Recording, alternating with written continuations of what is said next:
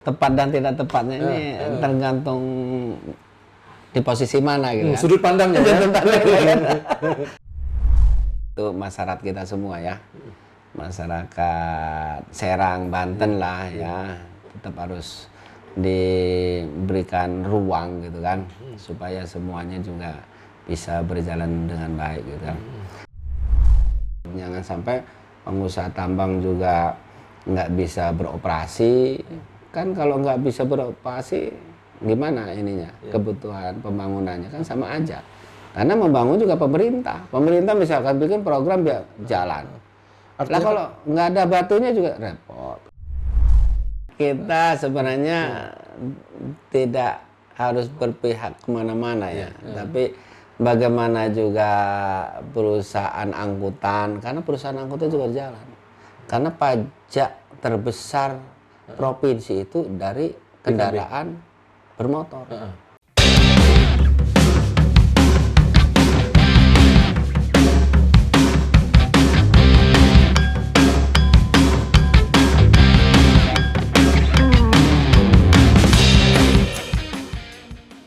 Oke, Tribuners, jumpa lagi dengan saya Wawan Perdana di program Parlemen Corner.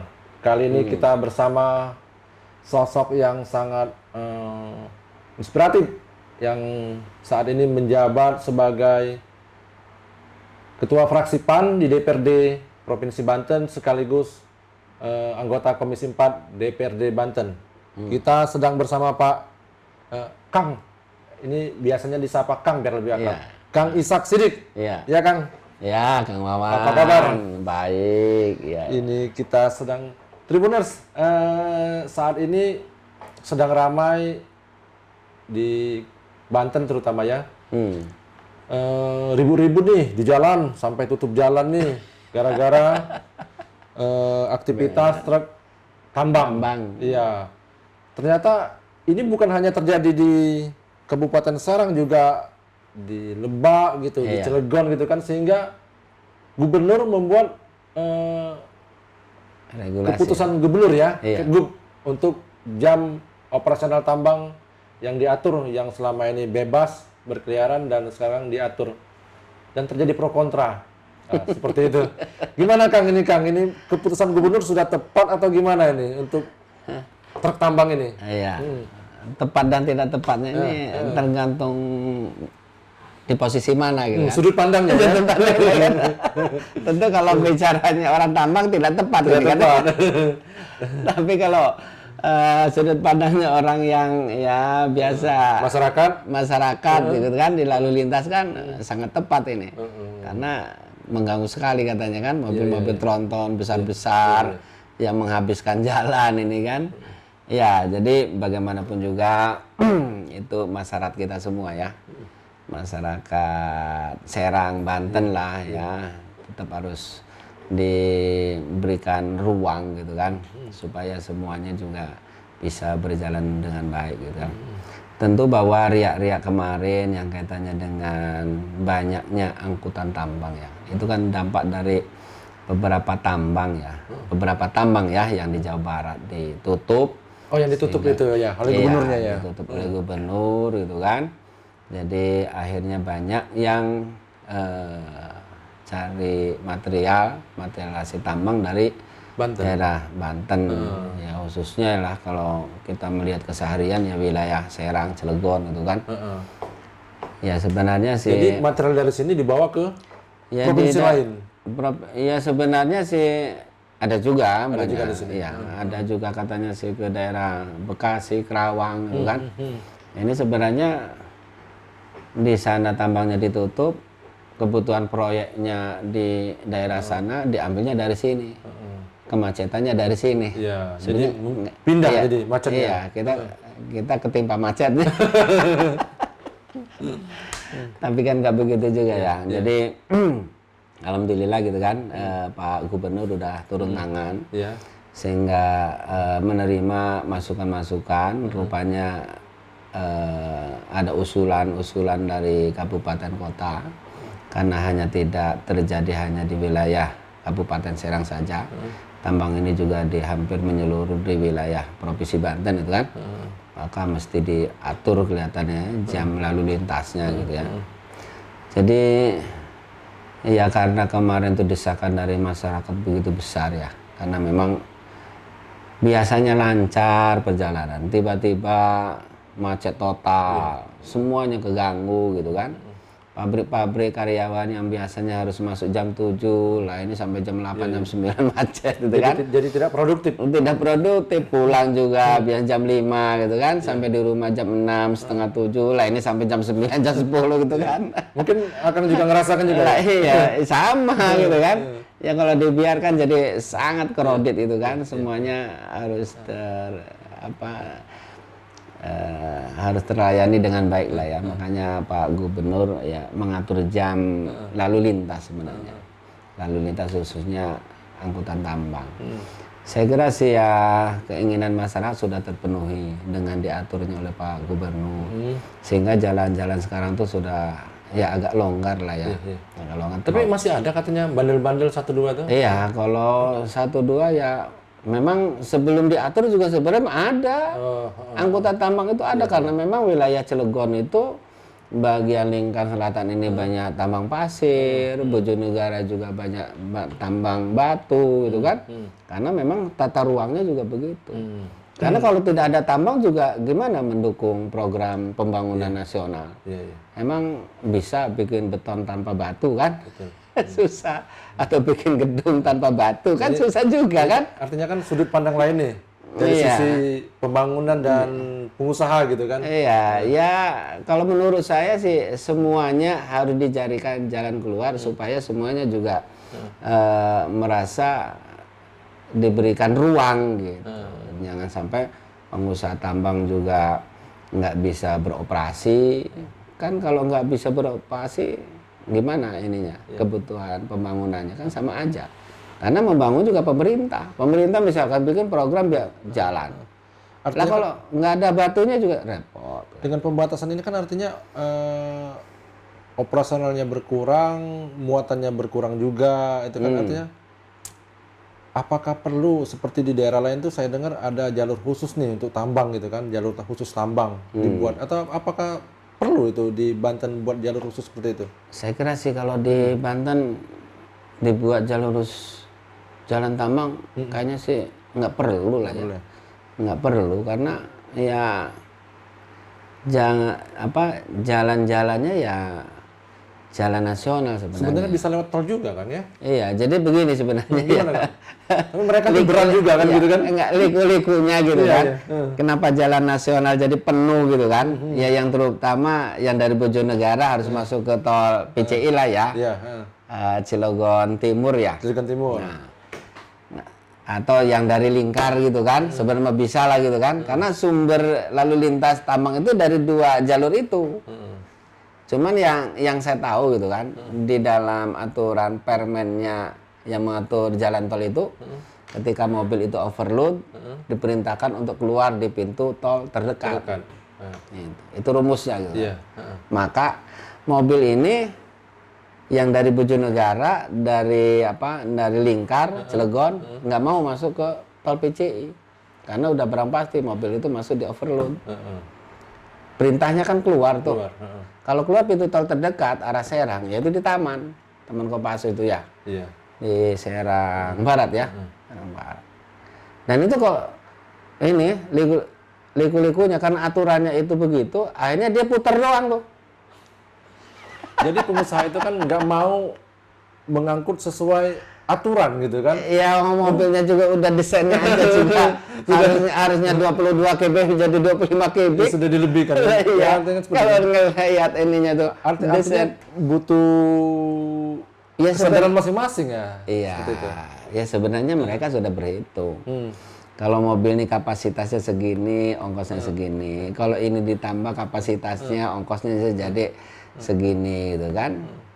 Ya sebenarnya dengan ditambahnya kapasitas mobil itu ya mengurangi biaya ongkos juga gitu. Kalau diangkut misalkan 20 kb, ongkosnya 100.000. Lah kalau dia angkutannya ini isinya 24 kb kan berarti bisa 90.000. Ya kira-kira begitulah gitu kan. Jadi kalau semakin banyak besar ininya volumenya muatannya, ya mungkin ongkosnya semakin berkurang. Dan juga dijual ke mungkin ke ininya juga harganya bisa kejangkau kayak gitu. Nah itulah sebenarnya. Jadi karena nih mobil ini kalau keluar dari pintu tol Serang Barat itu kelihatannya sih susah ya manuvernya, karena di depan Kopas itu kan sempit jalannya. Maka diambil dari sana lurus saja, lurus kan ke taman, ke Serang Barat, masuknya dari situ. Karena perintahnya tadi itu aturan kementerian, kalau mobil overload harus keluar depan Moskow.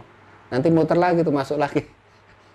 Karena kalau dia tetap melanjutkan perjalanan, sudah di warning overload, dia bayarnya kan berapa kali lipat itu. Lebih banyak lagi kosnya kan? Iya, lebih banyak lagi. Dan sopir-sopir itu karena sudah berjalan kayak begitu, akhirnya ya menjerit, nggak dapat apa-apa, bisa tekor katanya. Iya. Boro-boro dapat duit katanya, tekor buat bayar jalan tol gitu kan. Gitu. Ya jadi artinya karena kan kalau aku dengar juga ini kan bukan semuanya juga punya perusahaan angkutan transporter, ini kan ada juga punya pengusaha-pengusaha perorangan gitu yang itu yang butuh diangsur atau apa gitu kan yang saat ini. Ya artinya memang pilihan sulit, tapi tentu DPRD berpihak ke mana nih, ke masyarakat gimana nih? Kita sebenarnya tidak harus berpihak kemana-mana ya, tapi bagaimana juga perusahaan angkutan, karena perusahaan angkutan juga jalan. Karena pajak terbesar provinsi itu dari kendaraan bermotor. PKB ya? PKB. Lah kalau mobil itu nggak jalan, boro-boro mau bayar pajak nanti. Iya. Buat ngerawat mobilnya sih supaya rusak, nggak ketemu gitu kan. Ini juga sebenarnya ya satu sama lain itu berhubungan. Kalau mobil itu dibatasi, sehingga memang mobil itu juga banyak nggak beroperasi, sehingga bayar pajak juga banyak menunggak, nggak sesuai, kan akan berpengaruh juga sama pendapatan. Saya kira sih ya bagaimana juga masyarakat terlayani di jalanannya dengan baik gitu kan. Sebenarnya ya kita merasa kaget aja, masyarakat merasa kaget begitu tiba-tiba jalan kita lumpuh, banyak tronton kayak gitu. Jadi ya sampai mengakibatkan berjam-jam ya nggak jalan. Nah ini sebenarnya ya dengan larangan kayak begitu diurai gitu kan. Nah, pada akhirnya kan mobil-mobil besar juga akhirnya mengatur diri gitu kan. Kalau kemarin kan karena kaget juga dia, begitu di sana tutup, sementara kebutuhan di sana harus dipenuhi, karena sudah mungkin dapat PU, kontrak dan sebagainya. Sehingga dia kalang kabut, di mana ada barang, ya itu dia buru-buru semuanya ke sana kayak gitu. Nah itu ya akhirnya menjadikan kredit itu. Tapi ya kalau sebenarnya ya semuanya mungkin Jabar juga sudah membuka lagi gitu kan. Ya taruhlah penertiban gitu kan, jangan sampai yang legal dan ilegal itu tidak ada perhatiannya gitu kan. Kan kalau yang legal mah ya tentu banyak yang harus diurus tentang kewajibannya, yang ilegal mah. Kemarin sempat ikut sidak Pak Gubernur ya, Kang?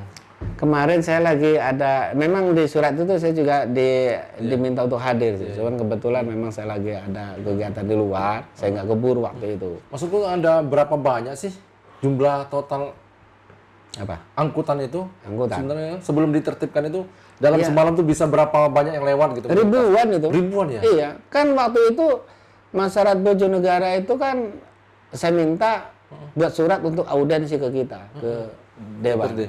Iya, ke Komisi 4. Waktu itu saya terima. Yaitu menjelaskan bahwa mobil-mobil tron itu dalam sehari sekitar nyampe bangsa 4.000-an. Jadi kan bisa lewat lagi, jadi kendaraan umumnya dia. Jadi nggak bisa, itu motor aja susah. Iya. Jadi begitu rapat gitu antara tronton dengan tronton. Motor aja mau melintas itu susah. Itulah jadi sangat problem sekali di saat itu. Gitu. Tapi alhamdulillah sekarang begitu ada aturan jam yang untuk dilakukan lalu lintas tambang gitu kan. Kelihatannya memang siang hari sudah ya paling juga ada juga nggak banyak lah ya. Iya. Tapi jalanan sudah lancar gitu kan. Jadi artinya mungkin perusahaan yang harus menyesuaikan sini, artinya jumlah kendaraannya dikurangi gitu ya. Kontraknya. Tapi malam juga saya pernah kan itu dari Keramat itu kalau dilarangnya kan di bawah jam 10 kan. Tapi saya beberapa kali di atas jam 10, jam 11 itu kan. Enggak begitu padat juga. Oh, iya. Nggak padat juga, nggak tahu menghilangnya kemana gitu trontonnya atau sudah balik lagi kan. Balik lagi. Anggotanya ke tambang yang sebelumnya apa gimana gitu. Tapi sekarang udah Aman ya. iya, sekalipun memang di jam yang dibolehkan gitu. Nggak terlalu padat juga sih sekarang. Di kabupaten juga sempat rame juga kemarin kan di Lebak gitu kan. Itu juga sama mungkin perlakuannya seperti itu ya. Ya kalau di Lebak sih perlakuannya pasti sama lah. Cuman memang di daerah Lebak itu nggak terlalu crowded seperti Bojonegara kali ya, sama Cilegon. Sini ribuan tadi ya. Iya, kalau Bojonegara Cilegon kan karena daerah industri ya. Karyawan juga harus juga diberikan akses gitu kan. Iya. Karena nggak ada angkutan tambang yang sebegitu banyaknya aja kemacetannya kalau sore Iya. pulang kerja karyawan itu sudah cukup crowded gitu kan. Ditambah dengan keberadaannya angkutan tambang di saat waktu yang sama. Waduh, lah udah gitu mah. Oke, siap. Kayak gitu sebenarnya. Oke, Tribuners, begitulah bincang kita soal bagaimana pengaturan truk tambang. Dan saat ini kondisi sudah sangat lancar. Iya, alhamdulillah Semoga lancar. masyarakat kembali normal beraktivitas, enggak tua di jalan gitu. Iyalah kasihan anak istrinya sudah menunggu di rumah itu kan. Ada waktu untuk Beli makanan sudah dingin ya di rumah. iya. Terima kasih Kang, sampai jumpa di lain kesempatan. Oke. Jadi tamu kita di program Parlementer Terima Corner. kasih Pak Wan. Terima kasih ya.